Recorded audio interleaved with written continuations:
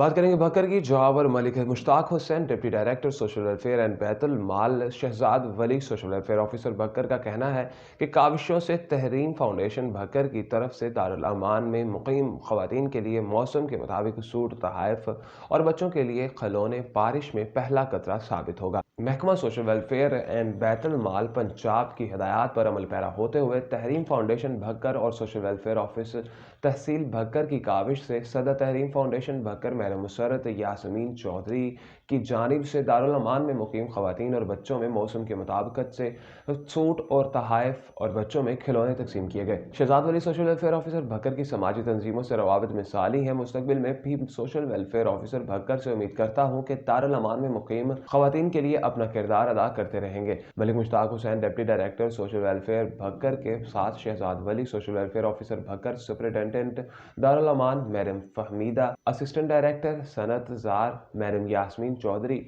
मलिक तौसीफ सयाल मौजूद थे।